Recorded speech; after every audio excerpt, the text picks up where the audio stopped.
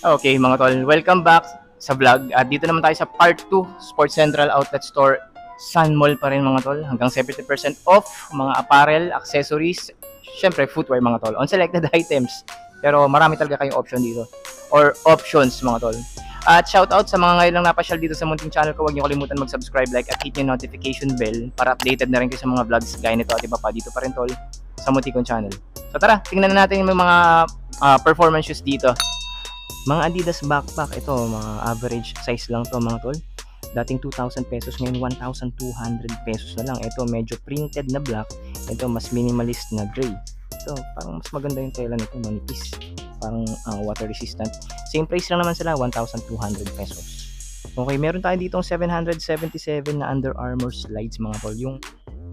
Okay mga tol, sabay ko na rin yung mga slides natin dito ng Reebok, Airwalk, tsaka Diadora. Below 500 pesos na kasi itong nakikita ko, kaya isisingit ko na mga tol. Ayun o, 388.50 Reebok slides na yan tol. Tapos ito katabi niya, Diadora, nasa baba hanggang dun, plus Airwalk. Price is 397.50. Same price lang, 397. Ito 397 din. Tapos ito, check na lang natin yung price. 397 pesos din ito. Siyempre, 397. And ito, 595 naman tong Airwalk. Okay, meron tayo ditong 777 na Under Armour slides mga tol. Yung full foam upper and one piece foam upper pala mga tol. Yan. Mga colorway available. Ito. Yan. Navy blue, gray, and black. 777. Iba pang slides, ito Adidas mga tol, 1610, dating 2070, dalawang colorway yan mga tol. Ito nga pala yung Adilette Comfort, yung may malambot na cushioning. 647.50 naman, ito Reebok slides mga tol. Ayan, may iba pa siyang colorway dito sa likod. Ayan, may navy blue blend, ito rin yung navy blue blend niya pala mga tol. And may black tayo dito. Ayan, black, tapos itong strap niya is white and vector logo na black. O tara, Adidas basketball shoes naman tayo, below 2.5 mga tol. Ito, itong Bounce Adidas basketball shoes na to, maraming colorway available. 2,380 yung price, isang colorway. Pangalawa, black, ito black and purple, ito blue, 2,380, and gray at red mga tol. Again, 2,380, maraming colorway available. Meron ditong Adidas T-Rex na triple black mga tol. Sa mga naghahanap ng outdoor shoes o hiking shoes, ito 2,250. Adidas running shoes mga tol, 2,250 na lang. 1,138.50 training shoes ng Reebok, gum sole and black. Okay, mga Nike performance shoes below 2.5 mga tol. Ito training shoes, 1,398. Triple black running shoes, 1,978. Pegasus 40 running shoes, 2,368.50 na lang oh.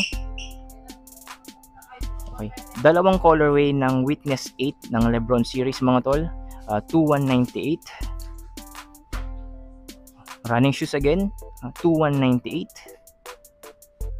At KD Tray 5 mga tol, tama ba? 1,918 na lang oh. Sobrang mura na ito, below 2,000 pesos. Okay, ito 2,397 pesos mga tol, yung Jet 23 Under Armour basketball shoes. Ito pa, mga training shoes pa rin for women's. Ito with Vibram technology na to, 1,659 na lang to ngayon, yung Nano series na to. O ito, isa pang version ng Nano training shoes. Ito 2,398.50. O ito, dalawang colorway, 1,138 lang. Napakamurang training shoes with solid rubber outsole na rin. Isa pang colorway. Adidas Solar Glide Boost running shoes mga tol. Maganda to, low cut to, 2,400 lang. Okay, men's performance shoes naman tayo, Reebok pa rin mga tol, 1,678 lightweight running shoes na may solid rubber outsole. O ito pa, isa pang running shoes, 1,318 lang, solid rubber outsole din tol. Mga tol, ito with Vibram technology, 1,978.50. Kung trip mo yung neon colorway para sa training shoes, meron naman tayo ditong 1,319. Above 2.5 na kasi itong mga tol, pero sabay ko na rin para sa mga fan ni Damian Lillard, Dame Certified 2, dalawang colorway, 2,650, blue and black. Okay mga tol, again sa Under Armour natin dito, buy 2 merchandise sila.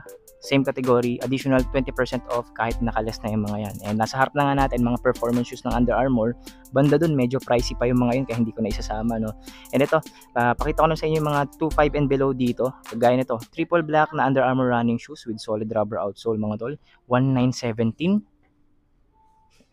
Ito pa yung charge edge to, mga tol. 2,157, triple black din. Training shoes, mga tol. Ito, 2,398. Lightweight running shoes, 2,516. Singit na natin to. Lightweight running shoes, 1,119. Running shoes again, 2,397. And lifting shoes or stability shoes, ito ng Under Armour, 2,259. Adidas na black and white running shoes, ito below 2K, 1,800 na lang.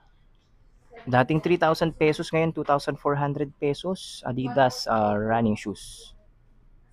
Pahabol sa Nike running shoes, ito 2,198 lang to.